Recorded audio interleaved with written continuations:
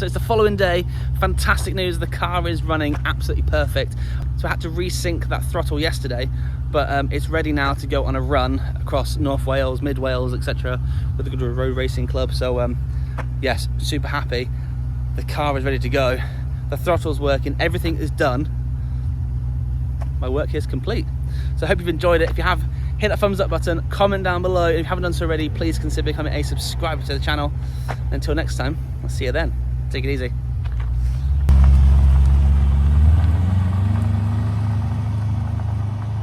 I'm so pleased that throttle works.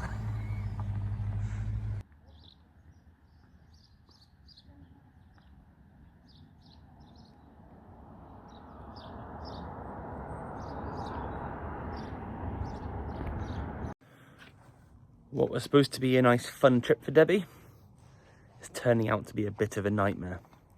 So she called me about 5 o'clock this evening to say that she's having a little bit of difficulty with the car. She's carried on, keep going, get to the end of the day.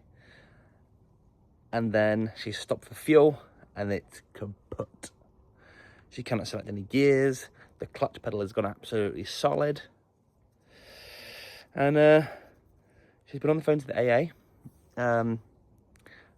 or maybe the RAC, one of the two, advised them that she is a single female in a remote area in Betws at the Shell garage. The garage will be closing shortly. She needs recovery. How do we get around it? They've advised her that at the earliest they'll be there about 1 o'clock in the morning. So that's going to be, what, 6, 7, 8, 9, 10, 11, 12, 1. Well, that's 8 hours. So I've been trying frantically to try and sort out recovery to get her here. Get the trailer sorted or getting someone to come out and then drive it. I can't because my wife is out and I've got the kids and I can't drive them there because I don't know what to do with them once I get there. There's always something, always something. So potentially have someone sorted out to go and get her and the car, but we shall see. It's about 8 o'clock now and she's been waiting on the side of the road for quite a while. I don't quite know what's going on with the car. All I know is she can't get gears and the clutch pedal's gone really stiff. She has tried to move it, no luck.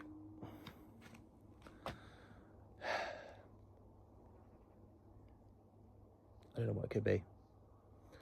We shall find out soon, I guess.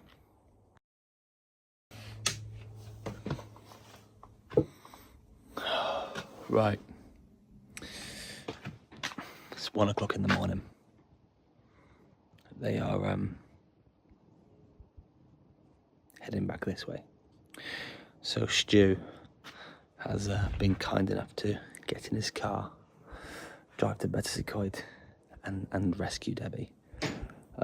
I spoke to him a little while back and he said he can get gears with the engine not running, so he can get it into gear, get it going, and once it's going, should be able to change gear.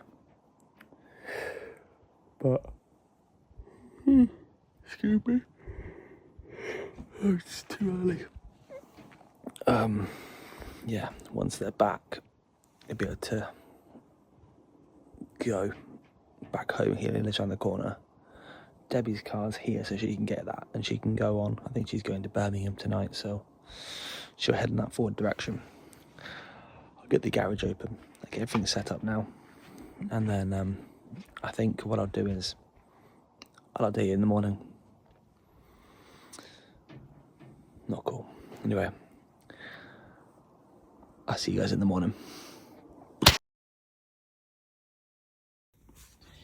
Before I finish, I just want to say a huge thank you for watching and all your support to the channel. It really does mean a lot.